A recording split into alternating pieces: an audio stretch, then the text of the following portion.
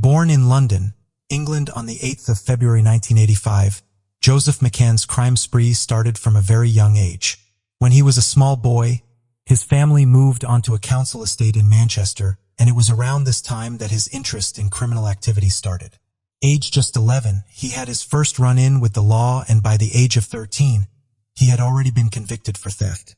He and his two brothers created such fear amongst the community. The following multiple complaints to the council, the family were eventually evicted in 1998. As he got older, more arrests followed, including carrying a knife, criminal damage, and the handling of stolen goods. He would set fire to cars and threaten children and the elderly. Despite moving, the brothers frequently returned to their old council estates and continued what was described by the newspapers and neighbors as a campaign of terror. It wasn't long before the brothers were all issued with antisocial behavior orders, commonly known in the UK as ASBOs. They were among the first people in the UK to ever receive this. The order banned them from entering the Beswick area and exhibiting physically or verbally abusive or antisocial behaviors in the city of Manchester. This didn't appear to have much of an impact on the boys, as they were photographed laughing and swearing at the crowd while coming out of court. In the Beswick area, crime fell by a third, and one supermarket claimed that their revenue had risen by £14,000 after the ASBO against the boys was given. Their lawyer claimed it was against their human rights, and they appealed the ASBOs 3 times. This eventually resulted in them taking it to the Court of Appeal in 2001. But these appeals were flatly denied by the court. In 1999, the McCann family moved again, this time out of the Manchester area. They moved to the south of England, where the brothers continued their criminal activities. Around 2007, Joseph was living in Bedford. He'd recently become a father, but was not present for the birth nor in the baby's life due to spending time in prison. He was released later that year, but on the 27th of December he was arrested and jailed again for burglarizing an 85-year-old man's house and threatening to stab him. Before we proceed, I've got an exciting surprise for you. We've launched a brand new channel dedicated to intriguing content such as old historical mysteries, cold cases, and particularly chilling horror stories perfect for bedtime. Drop a comment letting us know if you're a fan of horror stories or not. You can find the link in the description below. Let's find out who will be the first to explore it. Alright, let's dive back into the video. Fortunately, the elderly man had CCTV outside, and he was swiftly caught and sent back to prison in September of 2008. He was sentenced to imprisonment for public protection, or an IPP, and ordered to serve a minimum of 2 years and 6 months inside.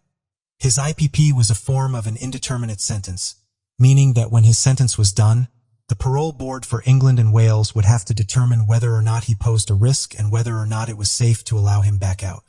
He would be on a 10-year-long license, meaning that if any criminal activity happened in those 10 years, he would be recalled to prison immediately.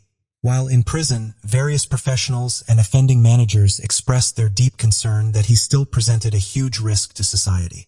One statement said that he posed serious harm to the public and known adults, as well as a medium risk to children, prison staff, and prisoners. They believed that he could also be a massive threat to teenage girls and showed signs of wanting to sexually exploit them. Due to the analysis of the professionals, his many appeals for release were denied, and he spent over 8 years in prison. While Joseph was doing time, his brother Sean was also serving a 2-year sentence at HMP Peterborough for assault. Sean took his own life while in prison. Joseph completed several rehabilitation courses and was eventually released on license in March of 2017. After he was released, he went back to Buckinghamshire to live with family, and then quickly moved out and off the radar. This meant his offender manager was not able to contact him or keep track of where he was. Despite his long stint in prison, he wasn't deterred, and the crimes just didn't stop. A few months later, he was arrested again and spent another 2 years in prison. When sentencing him, the judge told him that it would run concurrently with his IPP sentence. However, his offender manager team did not recall him on that sentence. If they had done, he would have had to appear before a parole board again before being considered for release. Unfortunately, this meant he was able to be released just halfway through his sentence. Staff at the prison contacted the probation services about their concerns surrounding the fact his sentence was not running alongside his IPP. They felt he was still evidently a very imminent threat to the public. Despite this, in 2019, he was released without appearing in front of a parole board. He continued to move around the country, evading his offender manager team's attempts to contact him. On the 21st of April 2019, his crime spree would take a much more frightening and sinister turn. At 3:30 a.m., he abducted a 21-year-old woman at knife point as she was walking back from a nightclub. He drove her back to an unknown house and raped her.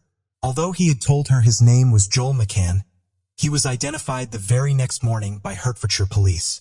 However, they couldn't locate him. Just 4 days later, he abducted another woman in northeast London and subjected her to a horrific sexual assault over the space of 14 hours. He was spotted casually making a stop to a drive-thru with the frightened woman in the back seat. She was also still in his car when he held another woman at knife point and forced her into the vehicle. While drinking bottles of vodka, he drove to Watford with the women and attempted to book into a hotel. After he was unsuccessful, one of the women smashed the vodka bottle over his head, allowing them both to escape. Investigators drew up a list of suspects based on previous offending, but as McCann had never committed a sex offense before, he wasn't on the list. These cases weren't linked with the April 21st attack until over a week later. Following this, a nationwide manhunt was on to find Joseph McCann, and a reward of £20,000 was put up for anyone who could help. On the May 5th, McCann was back in Manchester. He met a woman in a bar and convinced her to let him go back to her house. Once at her house, he tied her up and raped both her 17-year-old daughter and her 11-year-old son. The daughter managed to escape out the window and ran for help, but Joseph was gone by the time the police and neighbors arrived at 8 a.m. Around 1 p.m. that day, a suspect had been arrested and taken into custody, but it wasn't Joseph McCann. While officers were interviewing the wrong man, McCann had moved on and driven to Bury. At 1:30 p.m., he abducted a 71-year-old woman outside of a Morrison supermarket. He attacked her and raped her. He stole her car, and while the woman was still in it with him, he attacked and kidnapped a 13-year-old girl. She too was sexually assaulted. The pair managed to escape at a service station later that afternoon, but Joseph carried on in the victim's car. That same evening at around 6:30 p.m., he was driving in Cheshire when he forced two 14-year-old girls into the car and threatened to kill them. He was seen driving to a petrol station and buying a packet of condoms. The two girls, although not shown, were in the back. He was on a dangerous and disturbing rampage. Fueled further by cocaine and vodka, he had no intent of stopping, and there was no limit to how far he would take his appalling crimes. Joseph McCann was now the most wanted man in the country. It was in this moment, however, that the police finally caught up with him.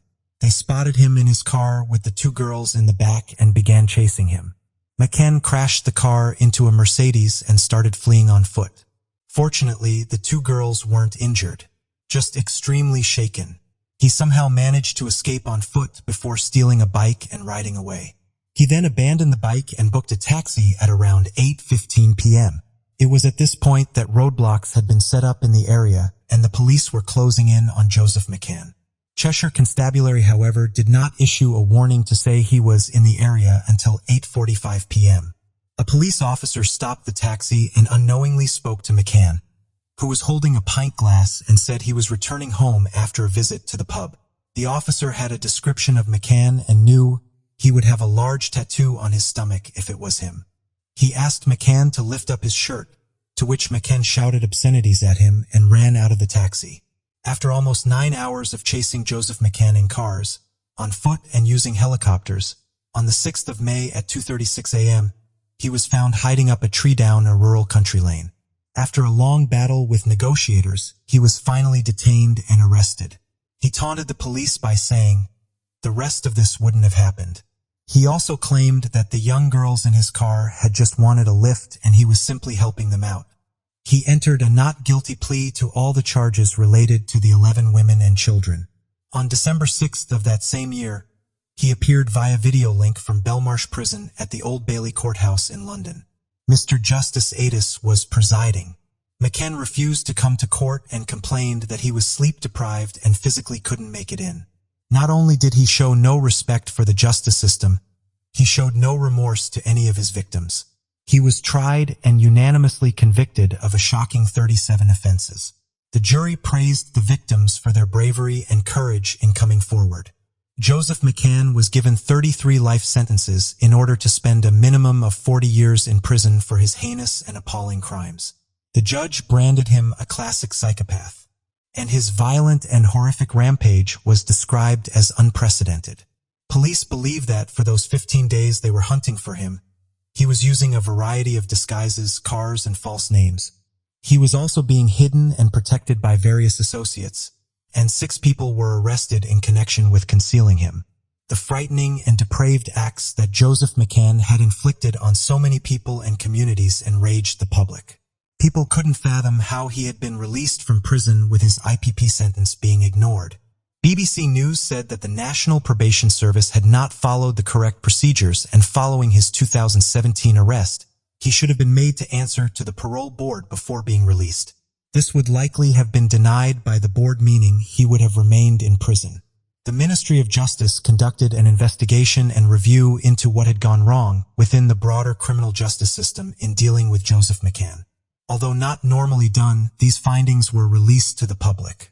They concluded that the National Probation Service did not manage McCann effectively or in line with the policies and procedures, which set out the expectations for managing offenders who pose a high risk of harm. This is a very concerning case. This was a dreadful, dreadful set of offenses. And in this case, I think there was clearly an individual error. McCann should have been referred to the pro board after he'd committed further offenses. They also found that the management of him as an individual was not consistent enough, with a high turnover of staff and subsequent files and paperwork that needed to be handed over being rushed. Other newspapers suggested that budget cuts and staff shortages within the NPS had a part to play in things too. After an internal investigation, one member of staff was demoted. Harry Fletcher, the former Assistant General Secretary of the Probation Officers Union, would say, "A recent parliamentary answer shows that 1 person a week is let out wrongly. There has never been a consequence as devastating as this." Giovanni Maria Versace was born on December 2, 1946 in Italy. He grew up with his brother Santo, sister Donatella, and his parents, Francesca and Antonio.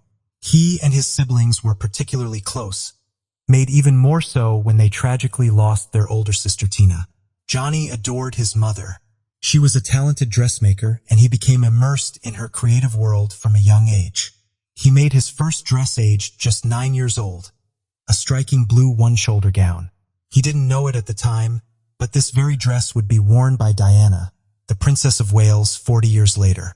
He worked as an apprentice in his mother's sewing business and threw himself into the world of design, color, and art, heavily influenced by Greek history and mythology, as well as artists like Andy Warhol and Roy Lichtenstein. His ideas about fashion were unique and filled with bold prints and exciting statements. Age 26, he moved to one of the fashion capitals of the world, Milan, to work in design and immerse himself in fashion. He became the designer for several well-established fashion houses. People loved his work and creative flair, and he was encouraged to work on his own collections for women. He presented these at the Palazzo della Permanente Art Museum and put together his first fashion show just months later. In 1978, he opened up his first boutique at the age of 32, and the sky was the limit for him. After this, he began building the empire that would ultimately become the internationally recognized Versace fashion brand. His brother Santo became president of the company, with his younger sister Donatella acting as vice president. The famous Versace logo depicting Medusa's head came from the floors of some of the ruins that Johnny and his siblings used to play in as children. It was an ambitious, family-run fashion business, with Johnny firmly at the helm and having full creative control of the company. By 1982, Versace was working on more than clothes: jewelry, handbags and purses, and homeware textiles. The brand was now rapidly expanding. It was in this year he met model Antonio D'Amico. The spark was instant, and they started a relationship which would last 15 years. Johnny understood the power of celebrity and loved to use famous faces as walking adverts for his designs. He was friends with people such as Diana, Princess of Wales, Eric Clapton, Madonna, and Michael Hutchence, to name a few. He is credited as having discovered models like Naomi Campbell and Linda Evangelista, consistently working with them on ad campaigns as well as on the runway. He adored theater and spent a lot of his career making costumes for various performers and shows, working with everything from operas and ballets to clothing for music videos. Johnny embraced all aspects of fashion and never limited himself to any one area. He designed clothing for Michael Jackson and Paul McCartney's 1983 hit song Say Say, and worked with Elton John to create the costumes for his 1992 world tour. He was recognized as being someone that brought together the worlds of fashion and music in a whole new way.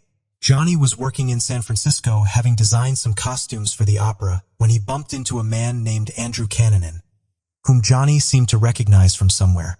The exact events of this meeting remain unclear, but witnesses claim there was a definite encounter between the pair. His sister Donatella disputes this and denies they ever met. What was for certain is that Cananan developed a dangerous obsession with the fashion designer, one which would ultimately lead to the death of Gianni Versace. In 1993, Versace was diagnosed with a rare form of ear cancer. While he battled the cancer successfully, it had taken a physical toll and he started to delegate some of the business responsibilities. Despite this, in the mid-90s, he was still at the top of his career. Iconic Versace designs such as Elizabeth Hurley's safety pin dress, Princess Diana's purple gala gown, and Naomi Campbell's Andy Warhol pop art statement piece put the Versace brand at the top of the fashion industry. Johnny purchased a villa for just under $3 million, and a year later, he bought the adjoining hotel to extend the sprawling property. 6 a.m., a hot summer's day on July 15, 1997. Always the early riser, Johnny woke up to begin his day. He made several business calls to Milan, then set off on a morning walk around Miami Beach. Usually surrounded by a large entourage, on this particular day he walked alone. He made a stop to buy some papers and a copy of Vogue and grabbed a takeout coffee. Around 8:45 a.m. he was back home and was looking for his house keys in his pocket, when a dark-haired man in shorts and a baseball cap came rushing up to him. A single shot was fired and Gianni Versace fell on the steps of his home. A second shot was fired at him as he lay on the floor, and the shooter quickly ran away from the scene, being chased by one of Johnny's neighbors.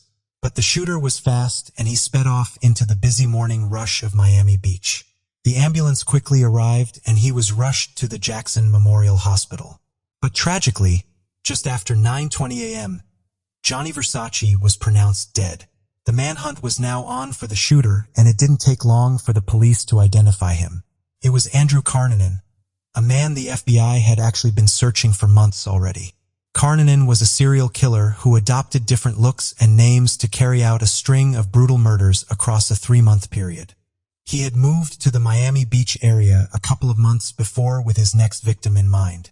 Cananan was noted as being a prolific and compulsive liar throughout his life, forever exaggerating events and fabricating stories. His childhood was undoubtedly troubled, and it is thought that he had undiagnosed personality disorders. In 1988, when Cananan was 19, his stockbroker father abandoned the family and moved to the Philippines to avoid being arrested for embezzlement.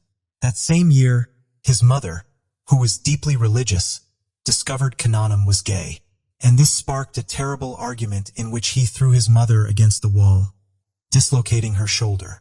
Cananan was obsessed with living a lavish lifestyle and began dating wealthy older men to help fund his dreams. He was also dealing opioids and cocaine, as well as abusing painkillers, methamphetamine, and alcohol himself. He never settled in any one place and often upped and left, creating a new identity as he did so. He had huge financial troubles with large amounts of debt across multiple credit cards, and he used his relationships with wealthy men as a way of supporting himself and the upkeep of his fake lifestyle. His first victim was 28-year-old Jeffrey Trail, whom he murdered in Minneapolis in April of 1997. Trail and Cananan briefly dated, and when an argument with Trail ensued, Cananan stole his gun and took it to an apartment belonging to David Madsen. David Madsen was also an ex-lover, and Cananan became jealous and paranoid over Madsen and Trail's friendship. Cananan phoned Jeffrey Trail from Madsen's apartment, telling him he had his gun. When Trail arrived, Cananan beat Trail to death with a hammer in front of David Madsen, and then fled with Madsen across the state. Just 2 days later, Co-workers found Trail's body rolled up in a rug behind the sofa. A duffel bag nearby gave police their first lead. On May 2nd, witnesses saw Madsen and Karnanen driving and eating lunch together just north of Minneapolis. David Madsen's body was discovered a day later near a lake in Rush City, Minnesota. He had been shot with the gun Karnanen had stolen from Jeffrey Trail. Although police initially suspected that David Madsen may have been involved with the murder of Jeffrey Trail, it became obvious that he was being held hostage by Karnanen. Just a day later, and after fleeing to Illinois, he found his third victim, 72-year-old real estate tycoon Lee Miglin. It remains unclear how they met, but police don't believe it was a random attack. Karnanen bound Miglin's hands and feet and wrapped his head with duct tape. He proceeded to stab him more than 20 times with a screwdriver, as well as slitting his throat with a hacksaw. He then stole his green Lexus LS sedan and took off. When police realized that Miglin's car had been stolen, they also found David Madsen's red Jeep parked on the same street. The Jeep had a car phone inside, and using evidence from the phone, they began to piece together a timeline of events and locations. Karnanen had also been picked up on CCTV with David Madsen as they left the apartment building where Jeffrey Trail had died, and police knew that this was their only suspect. In New Jersey on May 9th, Karnanen shot dead a cemetery caretaker, William Reese, a kind and loving family man who was dedicated to his job. Reese was killed completely at random. Police speculated that he was shot purely because Karnanen wanted to steal his red Chevrolet pickup truck. When police arrived on scene, they noted that the same gun had been used, and they knew instantly it was Karnanen. On May 12th, he checked into the Normandy Plaza Hotel in Miami Beach, paying a month in advance in cash. Living in Miami until the middle of July, he remained undetected and unnoticed. With the police having no luck in locating him, Andrew Karnanen was added onto the FBI's 10 most wanted fugitives list. He had killed 4 people in 12 days, and there seemed no end to his rampage. Karnanen was so confident he wouldn't get caught. He pawned a gold chain he had stolen from one of his victims in a nearby shop. He filled out the form with his real name and current address, even showing his ID and leaving a thumbprint on the document. As required by law, a copy of this document was given to the police, but for whatever reason nobody picked up on this, and his name, quite literally, went to the bottom of the pile. On July 14th, Karnanen left the hotel. He spent a night on the town visiting local bars and even telling someone on the dance floor that he was a serial killer, playing it off as a joke. Early morning July 15th, he headed to Gianni Versace's residence armed with the same gun he had stolen and waited for the fashion icon to emerge. He fled to hide out on a houseboat about 2 miles away from Gianni's house. When the police discovered William Reese's truck in a parking garage near Versace's, it was filled with Karnanen's clothes and newspaper articles of the murders he had committed. It was clear that he relished the notoriety. Police suspected he was in the houseboat for several days. Karnanen knew the police were closing in on him, and he was now the most wanted man in America. Over 1,000 agents were looking for him, and it was one of the biggest manhunts in history.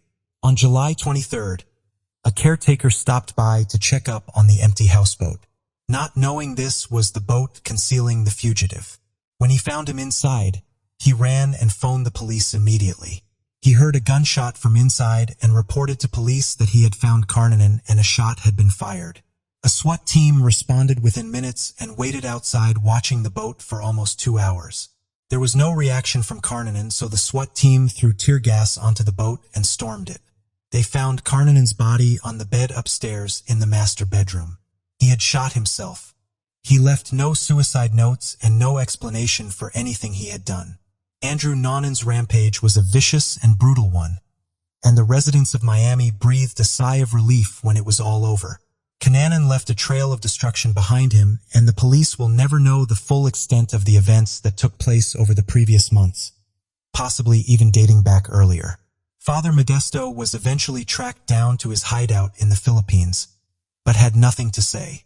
Around 2,000 people attended Johnny's memorial in Milan, and the amount of lives he had touched with his talents and worn personality was clear for all to see. Some of his stores dressed their mannequins in black to mourn his passing, and Versace's work was honored by a posthumous exhibit at the Costume Institute of the Metropolitan Museum of Art in New York City.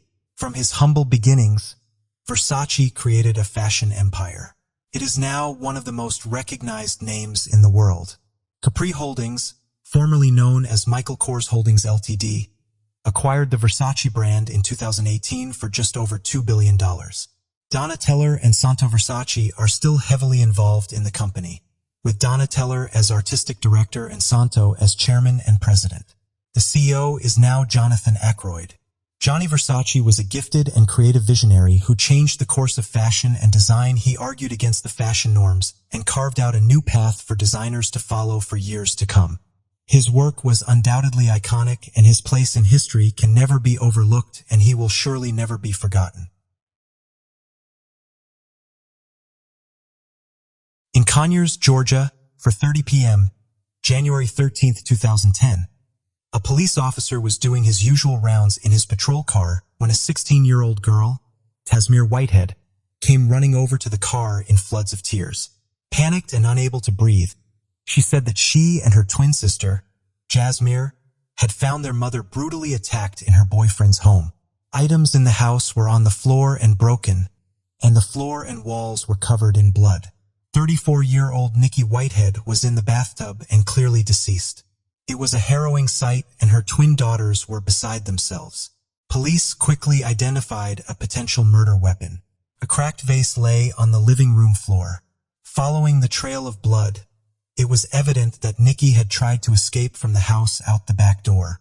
But the door was locked, and Nikki continued to be attacked. She had been stabbed 80 times, and her spinal cord was almost severed. She eventually succumbed to her injuries and had been dragged into the bathroom and placed into the tub. It was clear whoever did this had made some attempt to clean up the evidence. But the amount of blood was overwhelming, and it would have been impossible to clean the crime scene. In the linen closet next to the bathroom, a stack of towels were missing. It didn't appear as if anything had been stolen, and there were no signs of a forced entry. So whoever had committed this crime must have had a personal relationship with Nikki. Lieutenant Chris Moon said it was the bloodiest crime scene he had ever been to. The police initially wanted to talk to just one person, Robert Head, who was Nikki's long-term boyfriend. Was it a crime of passion or a violent argument that had spiraled dangerously out of control? However, Nikki's twin girls, Jasmir and Tasmir, said this wasn't possible, as Robert had left on a trucking job the day before. They did, however, point the police in another direction. Nikki had another boyfriend called Joe, and the girls said they had heard their mother arguing with him on the phone into the early hours of the morning. The investigating officers tracked Joe down and questioned him. He appeared genuinely devastated that Nikki was dead and had no idea who would want to hurt her. When asked about the argument the night before, he admitted that it happened, but said that Nikki was the aggressor. Satisfied with his version of events, the team were back at square one.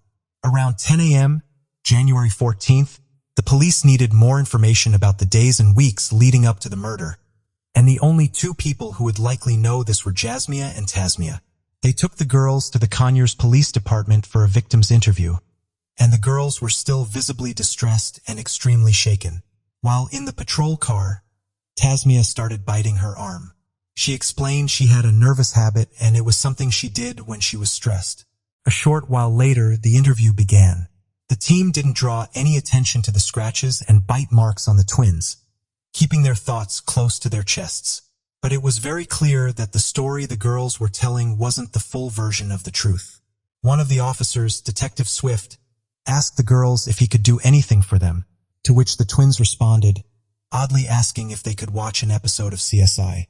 The officers felt at this point that they were looking at their main suspects.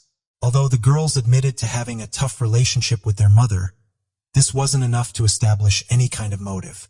The team were also waiting on DNA evidence to come back from the house, so all they could do was let the girls go back into the custody of their great-grandmother Della.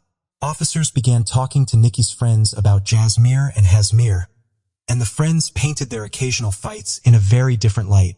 The officers quickly realized that the twins had very much downplayed how severe and volatile these fights could be, and a dysfunctional and disturbing picture began to emerge. Tasmir and Jasmir Whitehead had both been straight-A students, high achievers, and well-behaved young girls. They were talented in many things, including dance, music, and sports, and they seemed to be on track for a great future. with dreams of going to the prestigious Harvard University. The twins' home lives, however, were a lot more difficult. Their mother, Nikki, had been born in prison while her mother was doing time for drug possession and had left home at 16 years old after years of a tumultuous relationship. She was living on the streets when she fell pregnant. The twins' father rejected Nikki and wanted nothing to do with the babies. Nikki gave birth when she was 18 and moved in with her grandmother, Della Frazier.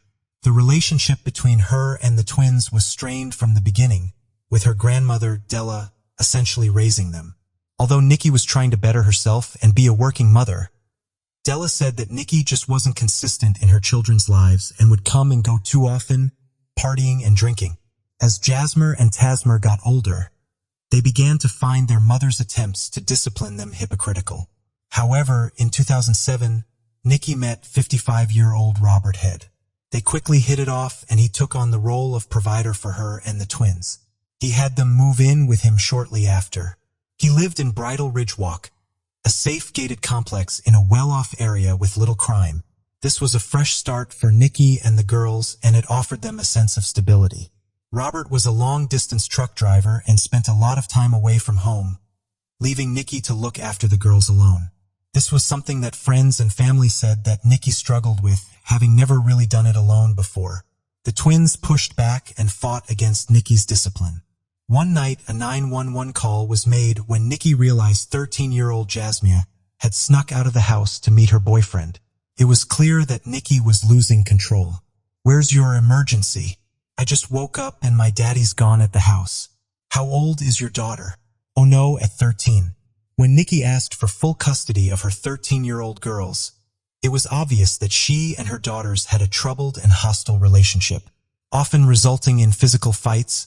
The trio were in and out of counseling, and the girls would frequently appear in juvenile court. One fight in particular got really out of control. One evening, Nikki phoned a friend in a panic. She said that she had locked herself in the bathroom because the girls were trying to attack her. When the police arrived, Nikki showed the officers scratch marks and blood. Tasmir also had scratches on her body and claimed that her mother had started the fight. Shortly after this incident, in 2008, Della took back custody of Jasmir and Tasmir. On January 5, 2010, the now 16-year-old twins went back to live with Nikki. The girls protested, saying they didn't want to live with her, but the court ruled they needed to go on a 2-week trial period. And tragically, just 8 days later, Nikki would be found dead. For months would pass after Nikki's murder, and with everything seemingly going quiet, the twins were back at school keeping up their grades as well as keeping a low profile. But in May of 2010, the evidence from the crime scene was finally back and analyzed, and it confirmed what the police had already suspected. The bite marks on the twins' bodies matched a plaster cast that had been made of Nikki's teeth. When Tasmia had been biting her own arm to pass it off as a stress-induced habit, it was actually her deliberately trying to leave new teeth marks over Nikki's. The vase that had been used to hit Nikki over the head was covered in the twins' blood. A pair of boots were also found covered in a mixture of blood. They had been placed neatly in a shoebox and hidden in the closet. The stack of towels missing from the linen closet were also found, and they too were covered in blood in the washing machine. These were things that a random intruder wouldn't likely do. With all this evidence finally coming together on May 21st, the last day of school, the police placed Tasmir and Jasmir under arrest for the murder of their mother. They had gone from being victims themselves to teenage killers. As soon as they were placed in the officer's car, they were heard shouting and swearing, maintaining that they had done nothing wrong. Questions from the defense team arose, arguing that the girls were identical twins, so determining whose DNA was whose was impossible. However, the prosecution argued that this was a non-issue, as it was evident that both the girls had worked together to carry out the attack. They believed that Nikki had woken the girls up for school sometime around 7 a.m., and the attack took place shortly after. They were caught walking past a gas station together, and then were picked up around 10 a.m. on the school's CCTV, arriving late to their classes. But both arrived at the same time, further cementing the prosecution's theory of them working together. This, alongside the evidence from the crime scene and the witnesses that could attest to the fighting, was enough for a grand jury to side. The prosecution, On July 12th, both girls were indicted for murder and pled not guilty. In 2012, while still awaiting trial, the attorneys for the girls put forward a request for a plea bargain. They argued that Nikki was also to blame in the situation. They said that her history of drinking and drug use played a part, coupled with her staying out late and often ignoring her children. They said that the girls simply couldn't take it anymore, and things had come to a head on January 13, 2010. It was on these grounds that they asked for the charges of murder to be dropped and voluntary manslaughter to take its place. The prosecution and the officers said they wanted to hear the confession from the girls themselves before they considered this. They met with the girls separately and they began to tell a shocking story. Jasmer and Tasmer said that Nikki had come home drunk the night before the incident took place. She began hurling abuse at them, which carried on into the morning. When the girls came down for breakfast, things started to unravel. On January 9, 2014, almost exactly 4 years since Nikki had been killed, Tasmia appeared in Rockdale County Court to enter a plea of guilty to voluntary manslaughter. 1 month later, Jasmia followed suit. They were both sentenced to 30 years for the crime, and their attorney said that this sentence allowed the girl some sort of future. Jasmia graduated high school in prison and served as class valedictorian. Her great-grandmother, Della Frazier, was there to watch her graduate. Nikki Whitehead was met with a terrible end at the hands of her daughters, and no one will ever truly know what happened inside that house on January 13, 2010. But the events that took place were undoubtedly avoidable and horrifying. They shocked even the most tenured of officers. The girls were incarcerated at separate prisons within the Georgia Department of Corrections. Tasmir is serving her sentence in Pulaski State Prison, and Jasmir at Arundel State Prison. They were eligible for parole in 2017, which they did not receive. If they do not receive parole at any point, they will be scheduled for release in 2040. They will be 47 years old. Before we proceed, I've got an exciting surprise for you. We've launched a brand new channel dedicated to intriguing content such as old historical mysteries, cold cases, and particularly chilling horror stories perfect for bedtime. Drop a comment letting us know if you're a fan of horror stories or not. You can find the link in the description below. Let's find out who will be the first to explore it. Alright, let's dive back into the video. On the 27th of February 1974, Peter and Joan Lawrence welcomed their second child into the world, a little girl named Claudia. Peter Lawrence was a highly respected and successful solicitor, and the family lived comfortably in Yorkshire. Claudia was educated at the prestigious York College for Girls, and by all accounts had a very happy childhood. Although her parents would later divorce, Claudia remained close to both of them. She was sociable and friendly and had a great group of friends. As she got older, she discovered her passion for cooking, and after attending a local catering college, she quickly became a qualified chef. She worked in various restaurants and hotels in York, but soon grew tired of the unsociable hours and wanted a change. Claudia was a bubbly young woman who loved nothing more than being with family and friends. So she changed employment and began working at Goodricke College at the University of York. She was well-liked, and her employer described her as a reliable woman who was always on time. A year later, in 2007, she settled into the area and bought a cottage about 3 miles away from Goodricke College. Life for Claudia was seemingly going well. Close to her house was the Nag's Head pub, and she was a regular there, becoming a well-liked patron of the business. Although she was close with her parents and older sister Ollie, she kept some aspects of her life hidden. She allegedly had a series of short-term relationships but did not share this with people. Wednesday, March 18, 2009, Claudia clocked in at 6 a.m. to start her shift at work. At around 2 p.m., it was time for her to finish, and she was seen on CCTV leaving work on foot. Around an hour later, she was picked up again on CCTV, passing a shop close to where she'd lived, and she was also spotted by one of her neighbors. Shortly after this sighting, a colleague drove past her and offered her a lift home. The colleague dropped her off outside her door at 2:50 p.m. Throughout the evening, she caught up with her friends and parents over the phone. Her mother said that during their conversation, Claudia seemed like her usual self. She was chatty and relaxed. Mother's Day was coming up, and they discussed what they wanted to do to celebrate. Claudia told her mom that as her car was out of action and being repaired, She would need to be in bed early as she had to walk to work the next day. The following morning rolled round, and as it approached 6 a.m., the always punctual Claudia failed to turn up.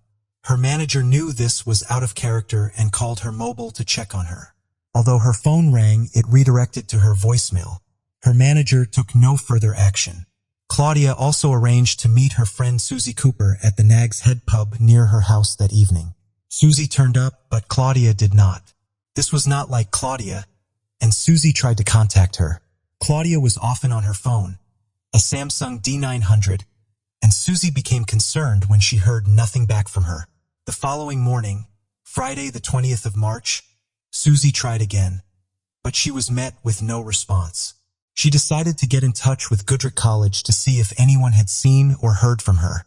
She was deeply worried when they discovered that Claudia had not been to work for the last 2 days.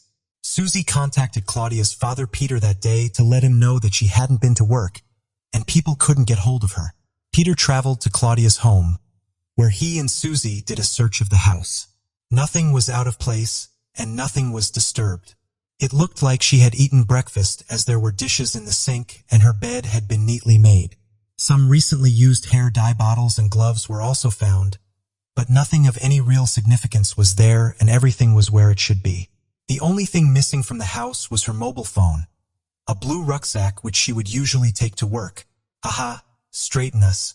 When considering everything, it appeared that Claudia had left to go to work as normal that Thursday morning, and something had happened on the way which meant she never made it there. At around 2 p.m. on Friday, the 20th of March, the call was made to North Yorkshire Police to report Claudia as a missing person. Later that day, officers came to Claudia's house and met with her father, but as there were no signs of violence and she wasn't considered vulnerable, the police initially were not quick to act. The police believed that Claudia had probably chosen to go away for a few days and that she would come home soon. But just to be sure, they put out a request for the public's help and checked her usual route to work for any signs of her. But Claudia's family were adamant that she wouldn't leave without telling people. They argued it was more likely that she had been abducted.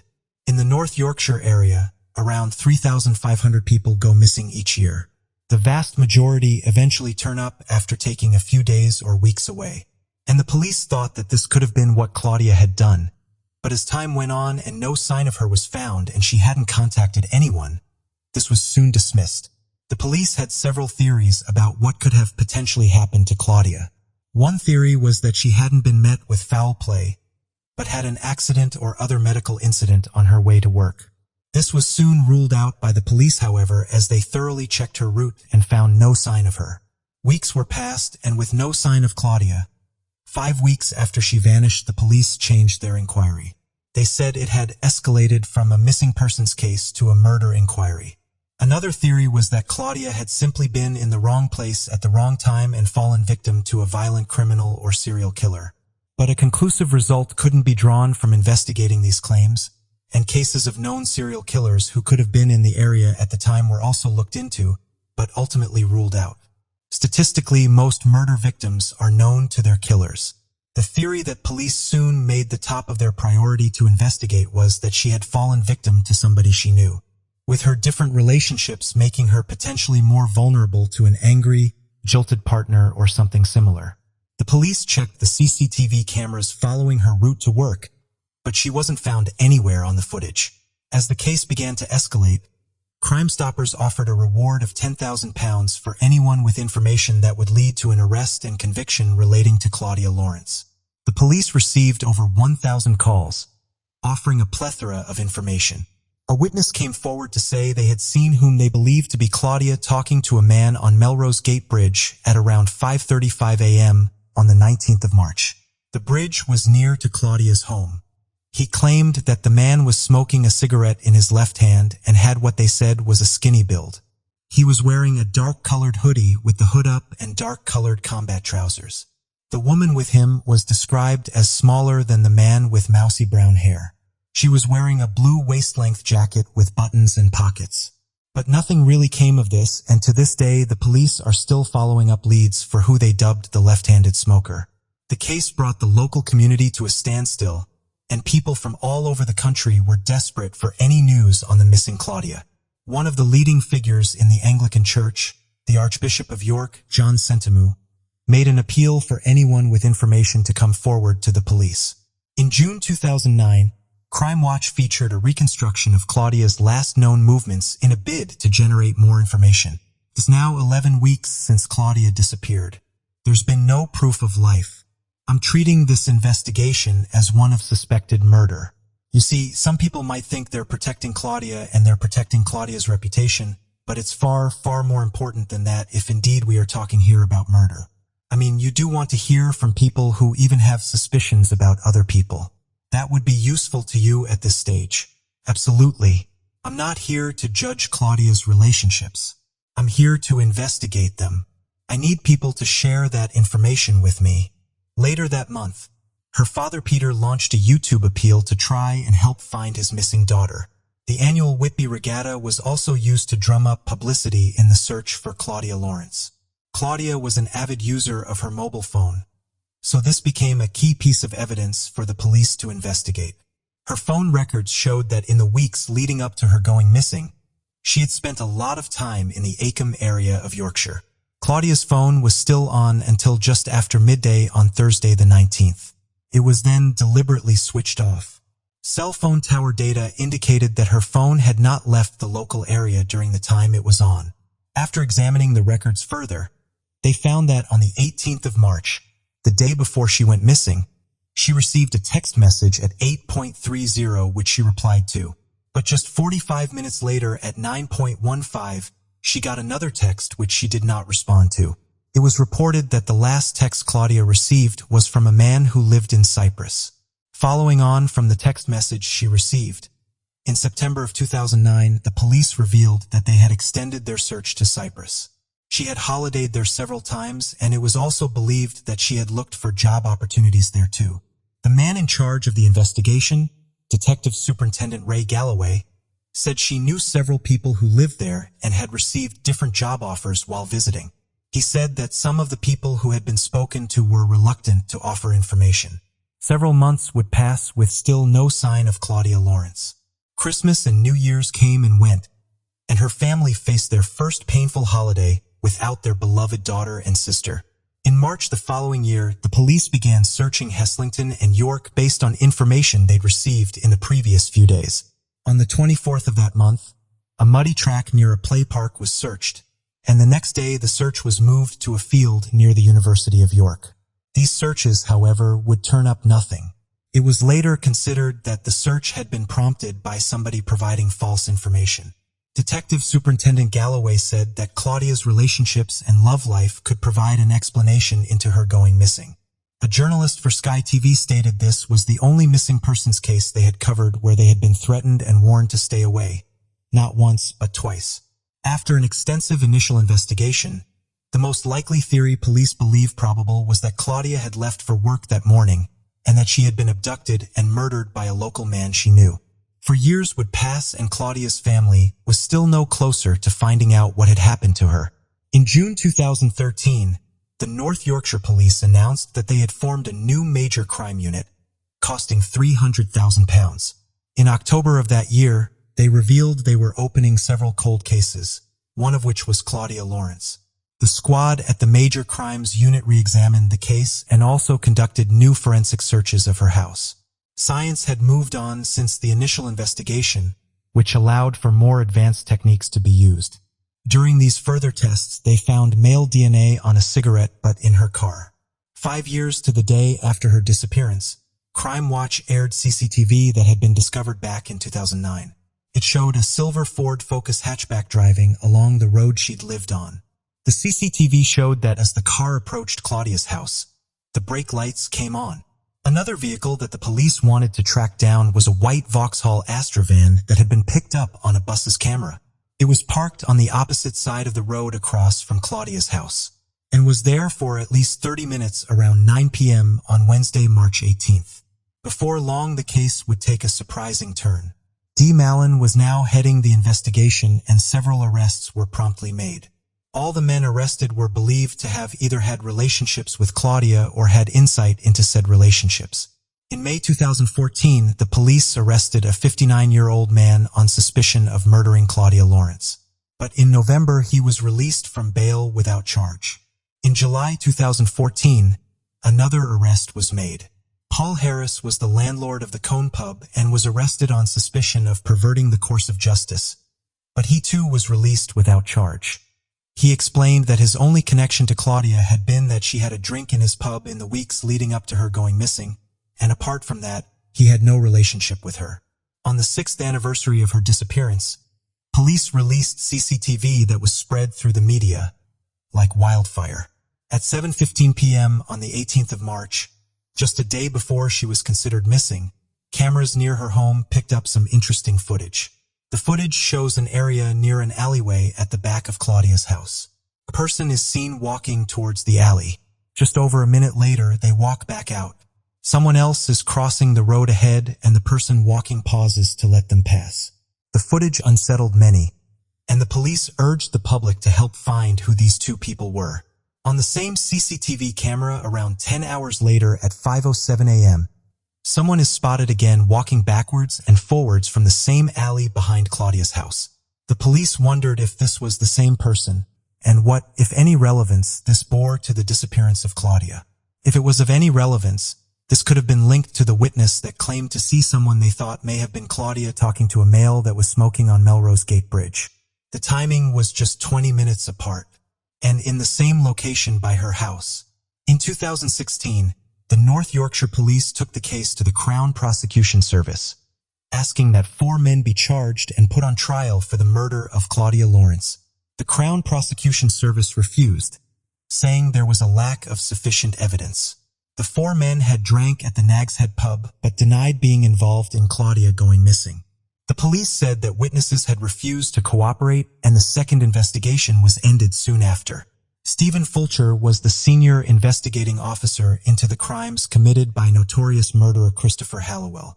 In his book detailing his work on that case, he noted the similarities between Claudia's case and that of Sharn O'Callaghan, who was murdered by Hallowell in 2011.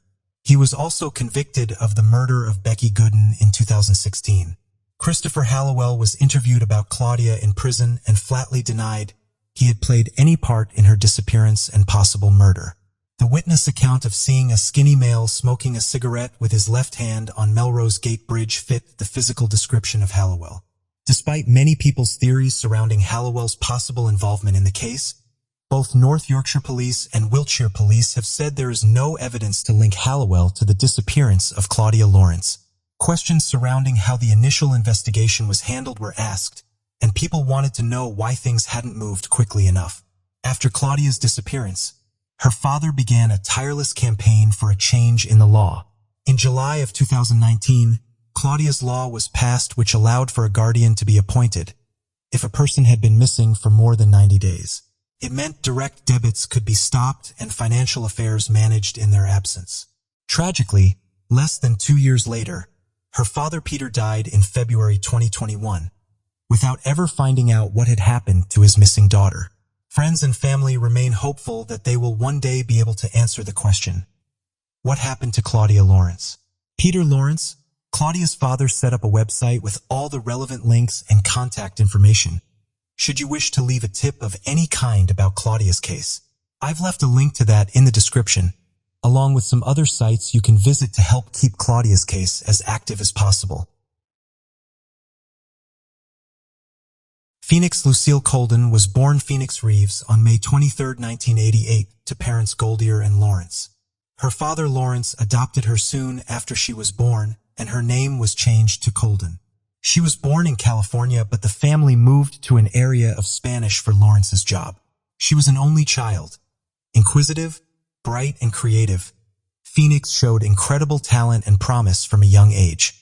The Coldens were a deeply spiritual and religious family, and Phoenix would attend church regularly, and she was also in the choir. Friends of Phoenix said she lived a very disciplined life and that her parents, although were loving and supportive, were also very strict with high expectations. Friends claimed that Phoenix had expressed a desire to break away from her sheltered life and experience everything that came with school and college. She had been mostly homeschooled from the 6th grade. She worked hard at all her studies and was a very high achiever.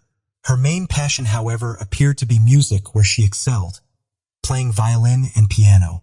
She was also a regional junior fencing champion. In 2007, she enrolled at the University of Missouri and by this point had already moved out of the family home and into an apartment. Her parents signed the lease believing she was moving in with a friend. Her parents also said that it was around this time that Phoenix started acting differently and began arguing with them frequently. However, this was a big change for Phoenix. She had gone from a relatively sheltered upbringing to a completely new and open world at university, which may have caused some tensions between her and her parents. What her parents didn't realize, however, was that Phoenix was in a relationship with someone named Michael B., and she was actually living in the apartment with him. Her mother said that although she visited the apartment regularly, there was nothing to indicate she had a secret live-in boyfriend. Her friends speculated she may have felt this was the only way she could see Michael B., and she had to keep it a total secret. When Goldie had found out about the relationship, she said that Michael B. was not someone she would have approved of her daughter dating. Phoenix began to miss her college classes, which culminated in her failing to register for her 4th semester.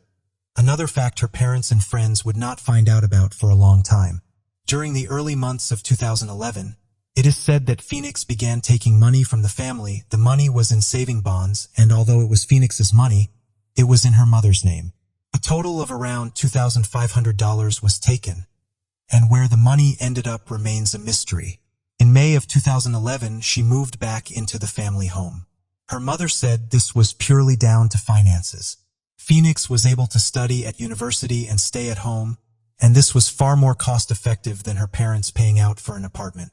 Little did Goldie know, but Phoenix was not attending university at this time. When she returned from college, everyone who knew Phoenix described her as a totally different person. Her friends said that she had started experimenting with drugs, arguing with her parents more and pushing people away. Her best friend and neighbor Akira commented that she wasn't the friend she once knew. She said she seemed paranoid, irritable, and erratic, and she was convinced that she was being followed. During a brief and trivial argument with Akira, Phoenix pulled a knife and brandished it at her. She kept this 10-inch blade down the side of her car door, with no explanation as to why. Although the pair would move past the fight, Akira could tell that something was very wrong, and no one could seemingly get to the bottom of it. Phoenix would often sit in her car for long periods of time, spending hours on her phone, and her mother began to wonder why she needed even more privacy than that of her own room in her own house. It was later discovered that Phoenix had 2 phones. One was on a family plan and one she was seemingly paying for herself. It seemed that Phoenix's life was far more complex and complicated than anyone had realized. December 18, 2011 would start as any other day in the Colden household. Phoenix and her mom attended the Sunday church service at 11 a.m., where Phoenix played in the bell choir. Fellow churchgoers and her pastor said nothing seemed off or amiss with Phoenix that day. Phoenix and her mom traveled back in Phoenix's car, briefly stopping at a convenience store on the way. During the car journey, Phoenix said to her mother that she wanted things to get back to how they had used to be. Goldie seemed hopeful that this would be a step forward in their relationship. They returned to the house at around 2 p.m. Phoenix changed into some sweatpants and a hoodie and went outside to play basketball. Just after 3 p.m., Phoenix grabbed her phone, passed her father who had just returned from work without engaging in conversation, and got into her 1998 Chevy Blazer and pulled away from the house.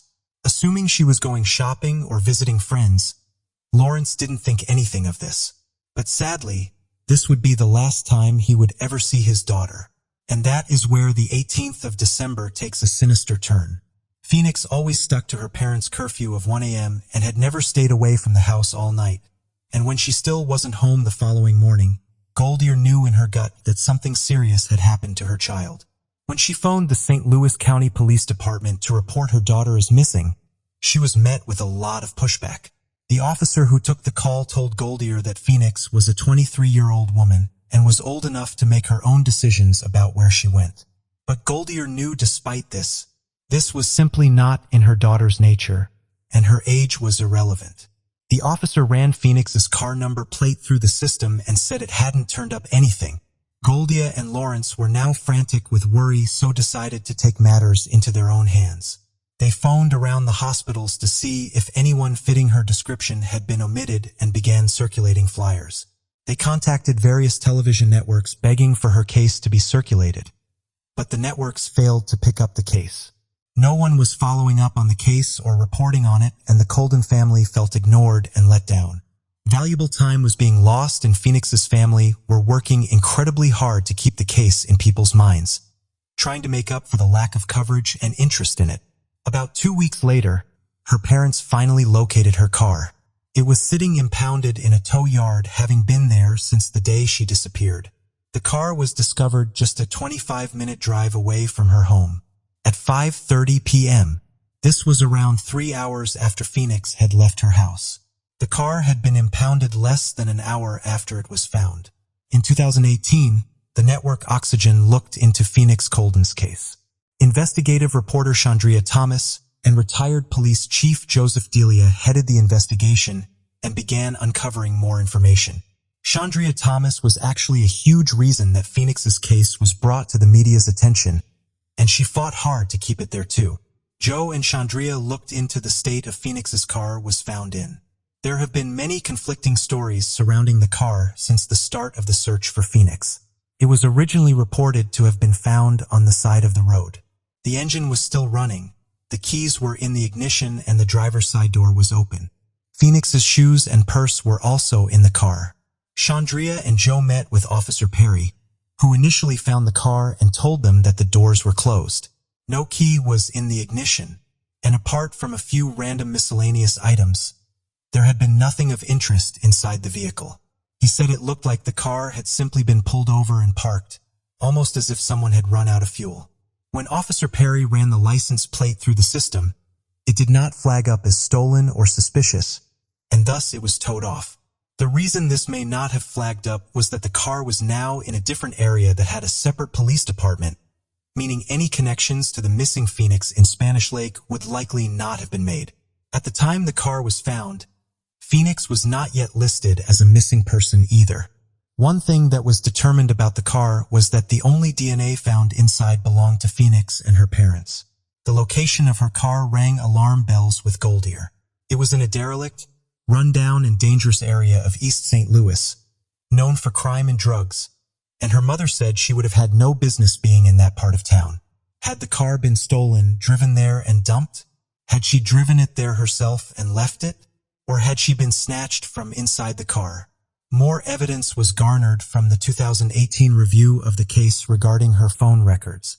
On the 17th of December, just a day before she was last seen, she made a total of 10 phone calls to her secret boyfriend Michael B., using the phone on her family plan. That final call was 116 minutes long. On the 18th of December 2011, phone records again showed that the last person she spoke to using the phone on her family plan was again Michael B. This call was made at 1:46 p.m. and lasted just 1 minute. It appeared from looking at the phone records that this was the last call Phoenix ever made from that phone. Although officers said they were keeping any further information about the phone records and coordinates of the phone close to their chest, while the case is still being investigated.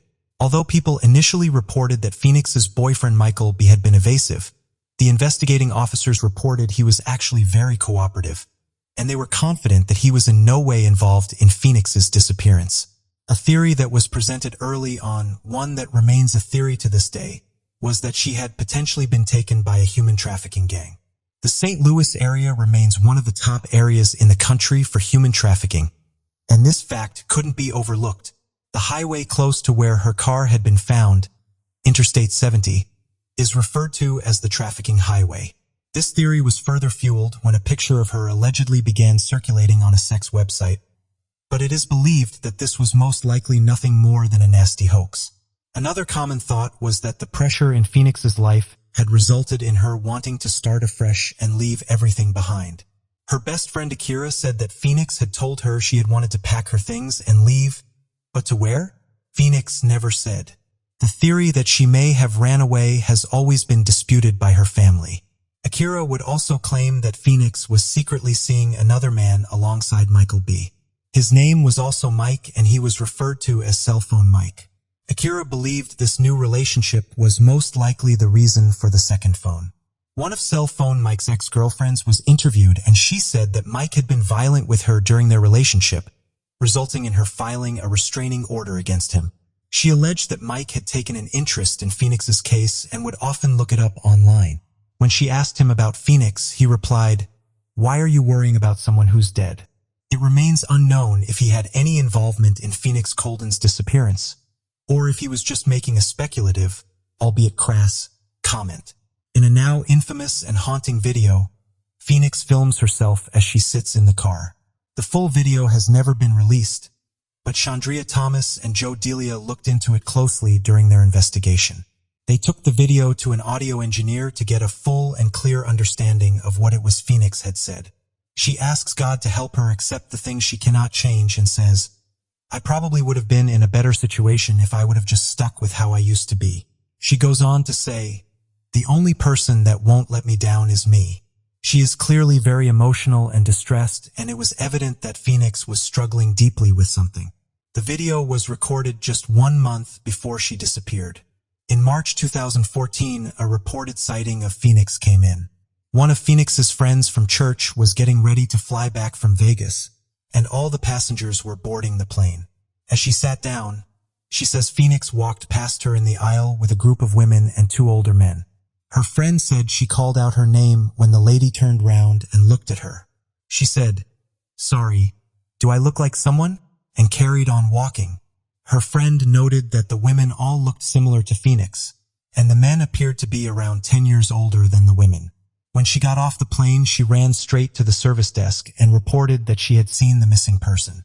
Although the police quickly began searching the area, no trace of the woman in question was ever found. Her friend said on a scale of 1 to 10 of how confident she was that it was Phoenix Colden, she was a definite 9. Many tips came in that would lead the family and police nowhere. Everything from fake phone calls with people pretending to be the missing Phoenix, to tip-offs claiming that Phoenix was involved in a cult and couldn't escape. But one tip in particular would cost the Coldens dearly. A man provided seemingly credible information about Phoenix's whereabouts, and Goldier and Lawrence spent their remaining savings on a private investigator to follow up on this lead. The lead turned out to be nothing more than a cruel hoax. Goldier and Lawrence had reached their financial limits and were forced to make a quick sale on their home.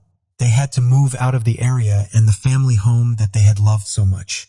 During the 2018 look into Phoenix's case, Chandria Thomas and Joe Delia found that Phoenix had 2 birth certificates, one under Phoenix Colden and one under Phoenix Reeves. A private investigator looked into the certificate under the name of Reeves and found that there was actually a Phoenix Reeves. This Phoenix Reeves had no social security number and no associated birth date. The only thing that linked with that name was an address that was listed as being occupied between the dates of January 2012, June 2012. Before January 2012, this Phoenix Reeves did not exist, and this person would cease to exist after June of that year. The person living in the house at the time of the 2018 investigation said she had been the sole occupier of that house since 2002, and no one by the name of Phoenix had ever lived there. Although eerie and a most definitely interesting lead, it appeared that this was nothing more than a strange coincidence. One thing that is for certain is that since Phoenix disappeared, no money has been taken from her bank accounts, no forms of identification have been renewed, and her digital footprint is non-existent. Everything seemed to stop on December 18, 2011. Therefore, the possibility of this case ultimately being a homicide has never been ruled out. What happened to 23-year-old Phoenix Colden on December 18, 2011 remains a total mystery, and no trace of her has ever been found. Was she abducted on December 18th? Did she leave of her own accord to start a new life? It is still an ongoing case, and her family and friends continuously pray and hope for answers. Her parents believe that she is still alive and being held somewhere against her will. They have never given up hope that she will one day come home. If you have any information relating to the disappearance or whereabouts of Phoenix Colden, please contact the Spanish Lake Police Department